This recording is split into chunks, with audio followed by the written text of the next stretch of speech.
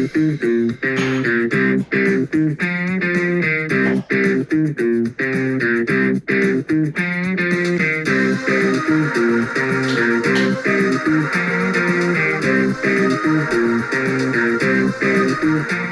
guys, Perfect, and welcome back to the channel. Perfect outfit to wear today. And today I'm going to review probably easily my least favorite of the Spider-Man trilogy, but I have a little bit more positive things to say than I would if I reviewed it before winter break, if I reviewed it before the day I went to winter break. Because I saw this, I binged the whole trilogy in a day, right before I went left to go to Costa Rica. This is obviously the last one I did, and interesting, that's how I describe this movie. Not much to say. Before we get started, I might actually start a shorts channel. Just me doing some shorts. This channel does come first, and if I want to maybe I'll do one short a week, and maybe, because I'm not going to let that channel outweigh this channel. So this channel always comes first, and maybe some shorts might come on this channel. But just to post my shorts, which I have a lot of shorts that I kind of would want to post on channel, but it's hard to do it on this channel, because this channel is more focused on big videos. And then, if I have a shorts channel, that could be much easier. So, I might probably call it just Jacob Movie Talk Shorts. I think that'll be easier. And not much else to say, but I think we can get right into it. Starting off with what this movie is about. This movie has Peter Parker and MJ now together in love, coming off from Spider-Man 2, where she literally left her wedding. Interesting.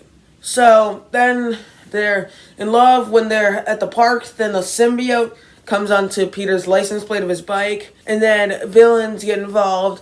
Coming off from the second one, Harry Osborn is trying to kill him, and then you have villains like Sandman, played by Thomas Hayden Church, and then there's Eddie Brock, which I'll talk about in a little bit. You have all those villains. Eddie Brock being this new photographer trying to work with the Daily Bugle, and then he got driven mad by something that Peter does, and then that drives him away to become Venom. By the way, this will be kind of spoiler-filled, just saying. And then Sandman, they kind of decide to do the whole Uncle Ben's death thing. It was a little weird. And then the whole thing about him with his daughter. I find a lot of these villains very flawed, but I'll talk about that one again. Next up, we have the good. And start with the good. The main thing that comes to mind when I think of positives of this movie, I think Raimi gets the characters right. No matter how good the quality is of this movie or what you think of it, he definitely gets the characters right. And that's a great thing. Like, I think that he nails some of the characters. I mean, if you exclude the dance scene, I think a lot of the character stuff are great. Some of the characters themselves aren't good, like Eddie Brock and Gwen Stacy, but other characters I think really work. Like, I think when Harry Osborn's not acting with amnesia, I think he's fine. I think Peter Parker works on this movie. I think Tobey Maguire's always been pretty good in the role. This movie also, just as good as in the first two.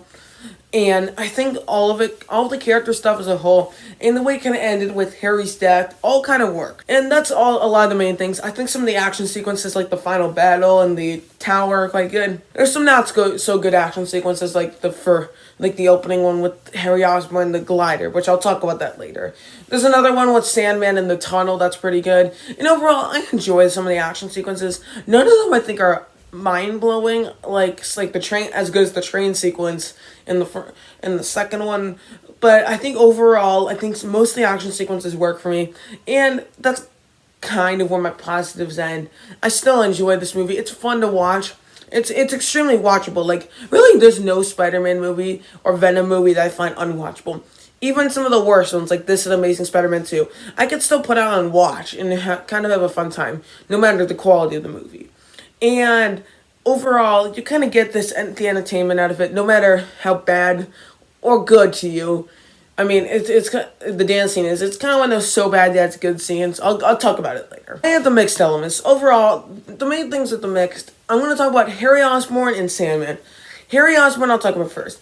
I think his villain plotline works. I think that's actually perfectly done.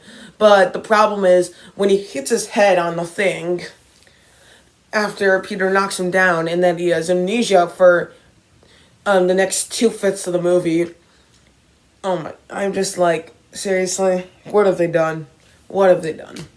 It's just such a weird plot line to put in, and they only have to do that because so they can focus on Sandman and Uncle Ben for the next 45 minutes, and it's just weird. I don't care for Harry Amnesia. I mean, I don't care that I don't hate it that much, but like it's such a weird. But I think the ending where they left this character off and where they started him off in this movie, I think it's actually quite good. Sandman.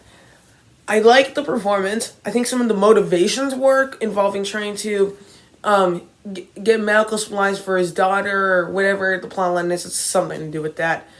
It's a bit weird. It's a bit heavy-handed because like he's a criminal and stealing from and stuff, and being a criminal might help. Really?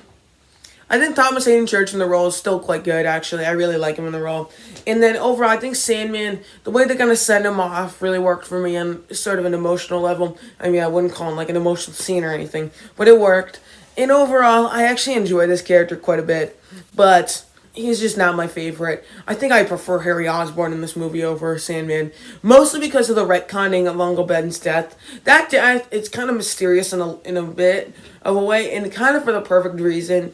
And then they put Sandman and then tie him to Uncle Ben, and then apparently Sandman killed Uncle Ben. Really, you didn't need to do that. You just chose to do that. It was a bad decision.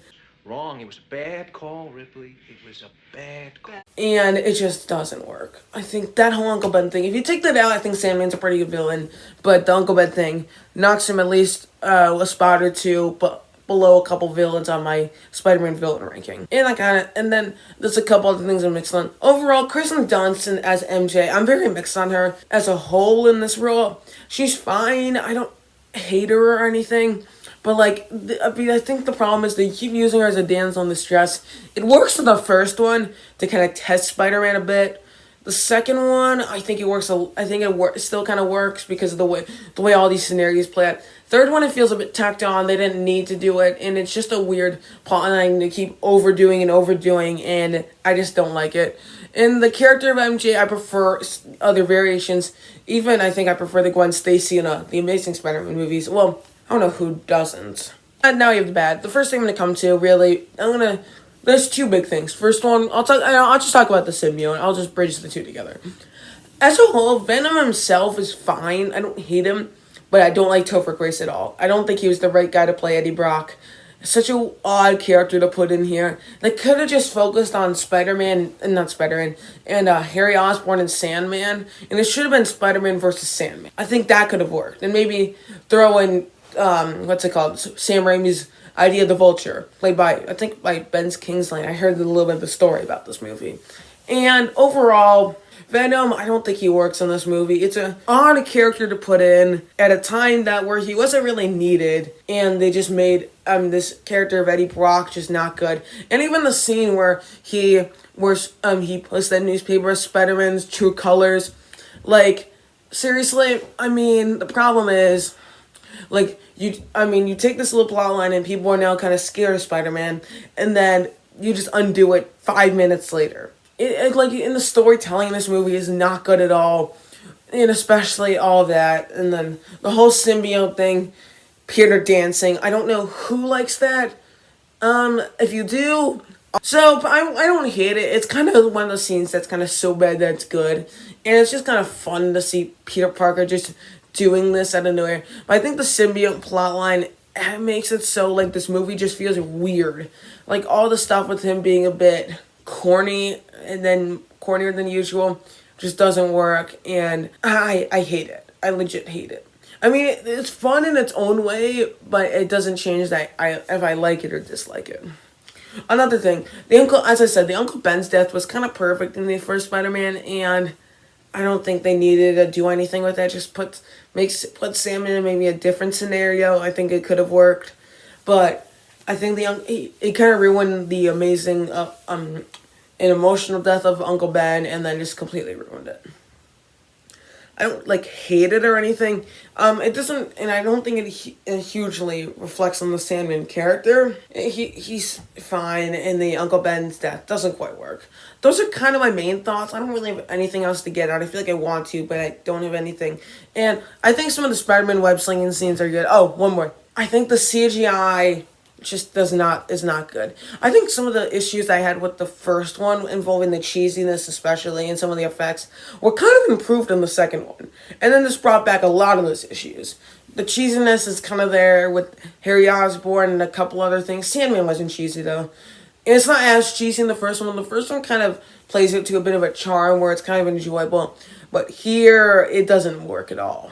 And then and the second thing, if I'm gonna be honest, some of the effects just don't look good today.